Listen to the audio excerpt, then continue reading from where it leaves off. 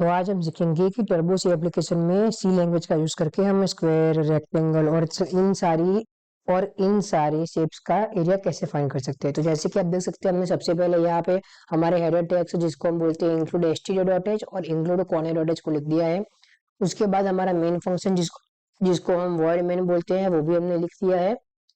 उसके बाद curly brackets में हम हमारे दो सबसे पहले की फंक्शंस को लिख देंगे जिसको हम बोलेंगे क्लियर स्क्रीन और गेट सी एच।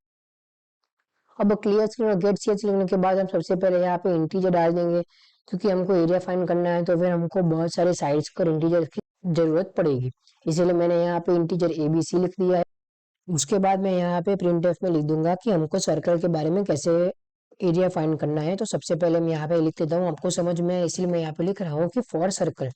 उसके बाद फॉर सर्कल को लिखने के बाद हम यहाँ पे सीधे सीधा यहाँ पे दो वैल्यू जिसको हम ए और बी बोलते हैं या तो फिर ए ही बोलते हैं, क्योंकि हमको बस खाली रेडियस की जरूरत है इसमें, इसीलिए हम यहाँ पे ए को बोलेंगे रेडियस।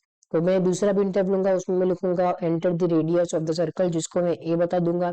उसके बाद स्कैनफ में भी मैं वही बता दूंगा कि नहीं, मैं रेडियस को ए की तरह सब्स्टिट्यूट कर रहा हूँ, इसीलिए स्कैनफ में भी मैं वहां पे परसेंटेज डी कॉमा एंड ए लिख दूंगा, इसीलिए मेरी वहां पे एक की वैल्यू स्कैन हो जाएगी। ये एकदम आपको अभी तक क्लियर है। इसके बाद एरिया ऑफ सर्कल को फाइंड करने के लिए मैं सबसे पहले यहाँ पे उसकी फॉर्मूला लिख दूंगा। उसकी फॉर्मूला होती है पाई आर स्क्वायर। पाई हमारे कीबोर्ड में होता नहीं है तो हम सीधे सीधे यहाँ पे पाई की वैल्यू डाल सकते हैं जिसको हम बोलेंगे 3.14। आपको 3.14 के बदले 22/7 लिखना हो तो भी आप लिख सकते हैं, इसमें कोई प्रॉब्लम नहीं है। आप वो लिखोगे तो भी आपका आंसर एकदम इजीली आ जाएगा। मैं यहाँ पे बी ले दूंगा एरिया को, तो मैंने यहाँ पे लिखा b equal to 3.14 into r square जिसको मैंने ए लिया है, तो हम यहाँ पे ए लिख देंगे। और दूसरी बात, यहाँ पे 3.14 एक फ्लोट की वैल्यू है, यानी कि पॉइंट वाली वैल्यू है, तो हमारा आंसर हमेशा इंटीजर में आएगा, वो हमको मालूम नहीं है, इसीलिए हम यहाँ पे फ्लोट का यूज करेंगे। फ्लोट का यूज करेंगे तो उसमें हम लिखेंगे बी। अब बी हमारा एरिया है जैसे कि आपको पता ही है, तो हम यहाँ पे प्रिंटर में डाल देंगे कि एरिया ऑफ द सर्कल क्या होता है। तो एरिया ऑफ सर्कल हम लिख देंगे इज इक्वल टू करके कॉमा करके हम लिख देंगे बी। तो ये करने के बाद हमारा पूरा का पूरा फॉर्मूला एकदम सही है, इसमें कोई भी चीज रह नहीं गई है। जैसे कि आप देख सकते हैं मैंने यहाँ पे परसेंटेज डी लिखा था, तो फिर यहाँ पे एक एरर आ गई है, मेरा आंसर मीन्स मेरी स्क्रीन गेट नहीं हो पा रही है। तो यहाँ पे परसेंटेज डी के बदले में परसेंटेज एफ लिख दूंगा, क्योंकि बी हमने फ्लोट में लिया है, तो फिर वहां पे डी परसेंटेज डी हमारा यूज नहीं हो पाएगा। तो जैसे कि आप देख सकते हैं मैं यहाँ पे 5 लिख रहा हूँ, तो 78.5 आंसर आ रहा है, जो कि एकदम सही है हमारा। अगर रेडियस 5 होगी तो 3.14 इंटू 5 करेंगे तो फिर हमारा 78.5 आंसर ही आएगा। जैसे कि आप यहाँ पे देख सकते हैं मैंने आपके लिए यहाँ पे फॉर द सर्कल लिख दिया है। उसके बाद मैं वैसे का वैसा ही यहाँ पे फॉर द स्क्वायर करके लिख दूंगा कि नहीं, इसके बाद का जो फॉर्मूला है या तो कोड है सी लैंग्वेज का, वो हम स्क्वायर के लिए यूज करेंगे। उसमें कुछ फर्क नहीं होगा, बस खाली हम यहाँ पे सर्कल में जो भी था उसमें बस फॉर्मूला की जगह चेंज कर देंगे, यानी कि फॉर्मूला पूरा चेंज कर देंगे। उसके बाद मैंने यहाँ पे सबसे पहले प्रिंटफ ले लिया है। प्रिंटफ के बाद सबसे पहले मैं यहाँ पे लिखूंगा फॉर स्क्वायर। फॉर स्क्वायर के बाद स्पेशल कर दूंगा कि नहीं, अगली लाइन में मेरा आंसर है। तो यहाँ पे प्रिंटफ ले लूंगा, मैं प्रिंटफ में लिखूंगा एंटर दी साइड ऑफ, या तो फिर enter the measurement of side of the circle, आपको जो लिखना है या तो आप लिख सकते हैं, सॉरी सर्कल नहीं स्क्वायर।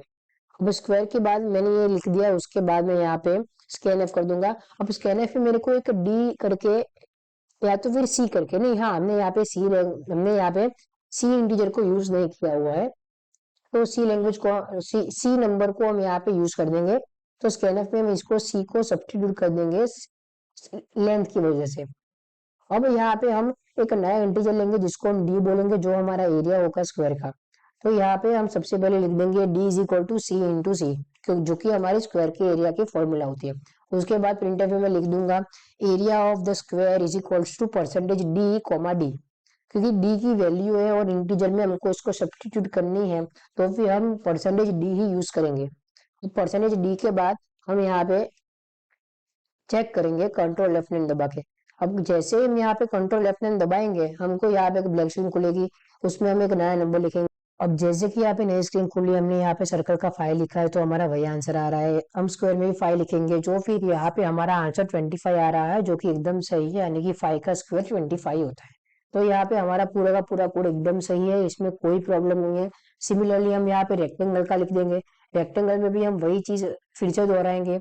हम यहाँ पे दो नए इंटीजर लेंगे, इसको हम बोलेंगे, चलो ई और एफ लिख देते हैं, और ई और चलो तीन ले लेते हैं, ई एफ और जी। उसके बाद हम यहाँ पे लिखेंगे प्रिंट एफ। प्रिंट एफ में लिखेंगे फॉर रेक्टेंगल।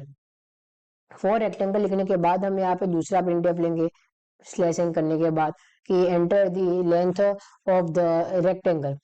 उसके बाद लेंथ लेंगे, उसके बाद लेंथ को हमको स्कैन करना पड़ेगा, तो उसके लिए हम अलग से स्कैन एफ लेंगे। स्कैन एफ में हम ई लिखेंगे। ई के बाद हम यहाँ पे दूसरा प्रिंट एफ लेंगे, जिसको हम ब्रेथ को सब्स्टिट्यूट करने के लिए यूज करेंगे, या तो फिर एंटर दी वैल्यू, या तो फिर enter the breadth of the rectangle. अब ये हमने कर दिया।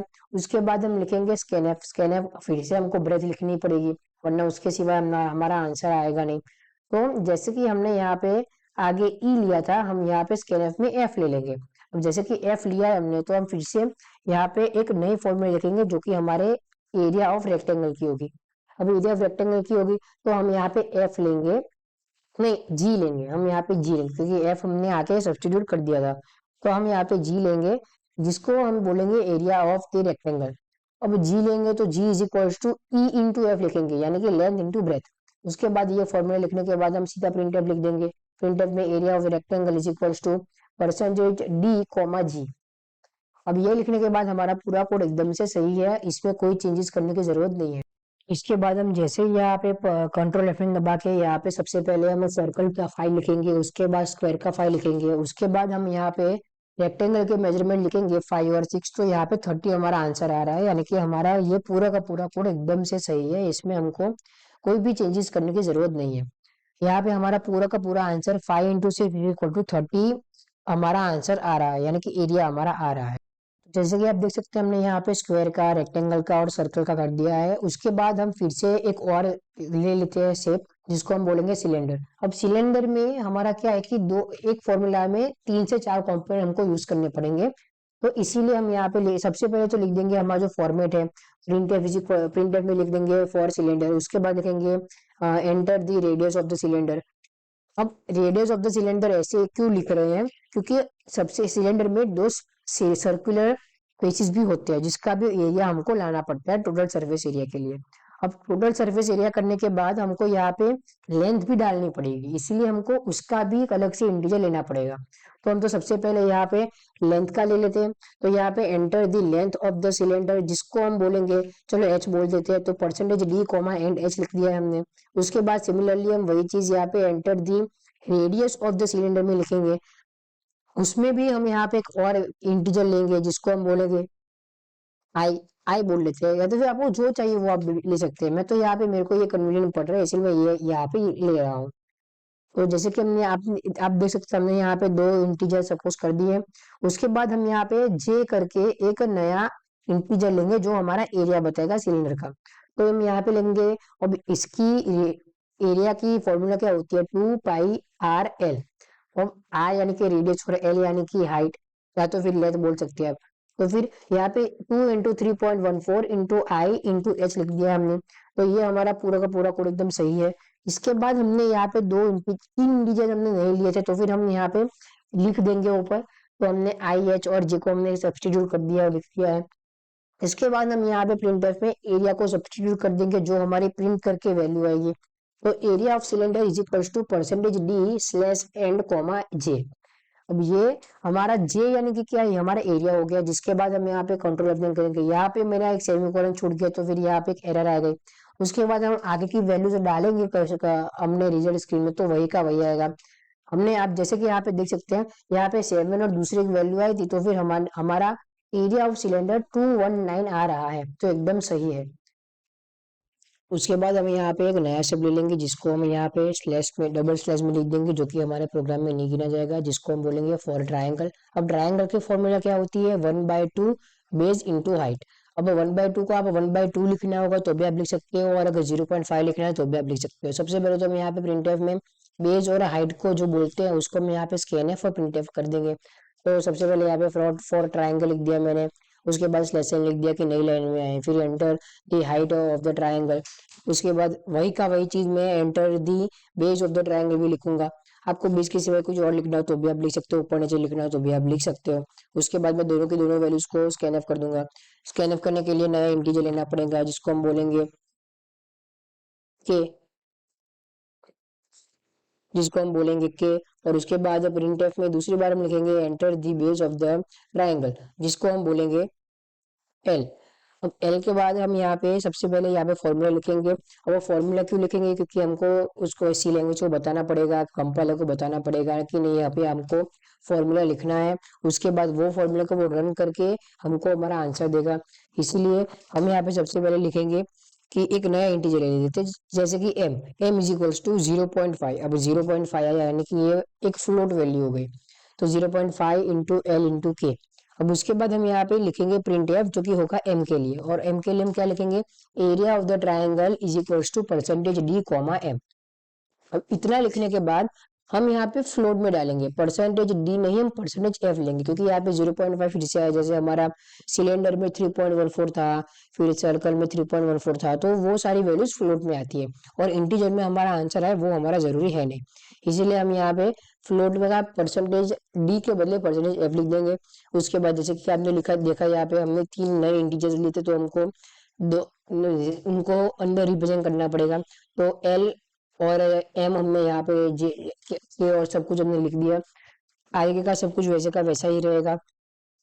उसके बाद हम जैसे कि यहाँ पे वैल्यूज डाल रहे हैं, वहां पे वैसे वैसे एक आंसर आ रहा है। अब यहाँ पे आएगा ट्राइंगल का, वो 5 इंटू 7 इंटू 0.5 यानी कि 17.5 आंसर आ रहा है। अगर मैंने यहाँ पे फ्लोट नहीं डाला होता तो यहाँ पे सिर्फ और सिर्फ 17 लिख के आता, या तो फिर 18 लिख के आता अगर वो राउंड ऑफ करता तो जैसे कि आप देख सकते हैं हमारे आगे के सारे शेप एकदम सही हैं। अब एलिप्स क्या होता है, अभी हम यहाँ पे हमारा लास्ट शेप हम एलिप्स बोलेंगे। अब एलिप्स एक ऐसी चीज होती है जिसको हम ओवल शेप भी बोल सकते हैं। वो बेसिकली एक ओवल ही होता है, बस वो एकदम से सिमेट्रिक होता है।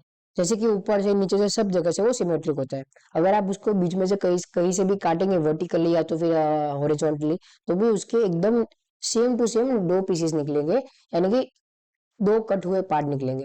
तो उसके बाद एलिप्स के लिए हम यहाँ पे एक और चीज होती है कि उसमें मेजर एक्सिस और माइनर एक्सिस होती है जो हमको लिखनी पड़ती है। अगर आपने बेसिक 10th 11th और 12th के बारे में पढ़ा होगा मैथ्स का, तो फिर उसमें आपको एलिप्स के फॉर्मूलाज और वो सब आए होंगे। तो हम यहाँ पे ज्यादा डीप में नहीं जाएंगे, तो हम सबसे पहले यहाँ पे लिख देंगे कि मेजर एक्सिस का और माइनर एक्सिस का हमारा रेडियस क्या होता है। उसके बाद हम यहाँ पे स्कैन ऑफ कर देंगे दोनों की दोनों वैल्यू को, जिसको हम एन और ओ बोलेंगे। तो उसके बाद यहाँ पे फॉर्मूला क्या होगी हमारी, तो फॉर्मूला को हम लिखेंगे कि P is equal to, P यहाँ पे हमारा एरिया है, तो P is equal to 3.14 into into n into a. ये हमारी फॉर्मूला है, ये आपको याद रखनी पड़ेगी। ये याद नहीं होगी तो आपको ढूंढनी पड़ेगी, या तो फिर इसके सिवाय आपका आंसर नहीं आएगा। तो यहाँ पे प्रिंट कर देंगे एरिया ऑफ एलिप्स को। तो यहाँ पे 3.14 आया जो कि फ्लोट है, इसलिए हम यहाँ पे परसेंटेज एफ करेंगे और पी कर देंगे बाद में कॉमा के बाद। तो हमारा क्या होगा, जो आंसर होगा वो फ्लोट में मीन्स पॉइंट में एकदम एक्यूरेट आएगा। तो जैसे कि आप देख सकते हैं हमारे आगे के सारे फंक्शंस एकदम सही कर रहे हैं हम। Circle, square, rectangle, cylinder, triangle सब कुछ एकदम सही चल रहा है। उसके बाद यहाँ पे मेजर एक्सिस में हम लिख देते हैं 5, फिर माइनर एक्सिस में 6 लिख देते हैं, तो 94.19 यानी कि 94.2 हमारा आंसर आ रहा है अगर हम राउंड ऑफ करें तो, क्योंकि एकदम सही है। आप अपने कैलकुलेटर में उसको यूज करेंगे तो भी ये एकदम एक्यूरेट आंसर आपको दिखाएगा। तो यहाँ पे हमारा पूरा का पूरा कोड खत्म हुआ। अगर आपको इसके सिवाय के कोई और भी शेप्स आपको यूज करने हैं तो फिर आप यूज कर सकते हो। आपको बस खाली उसका फॉर्मूला यूज करना पड़ेगा, आपको याद होना चाहिए। अगर कोई भी आप एक्स वाई जेड की शेप को यूज कर रहे हो, बस आपको उसके दो वेरिएबल हो या तीन हो या तो फिर चार हो, आपको बस उस हिसाब से फॉर्मूला को रिलेट करना चाहिए, स्कैन करना चाहिए। उसके बाद हम आपका पूरा का पूरा आंसर आ जाएगा और आपका कोड एकदम सही होना चाहिए। ओके गाइस, तो आज हमने सीखा कि शेप्स के एरिया को हम सी लैंग्वेज में अपने स्कैन एफ, प्रिंट एफ और मल्टीप्लिकेशन रूल के हिसाब से हम कैसे ला सकते हैं। Thank you for watching, please subscribe and like.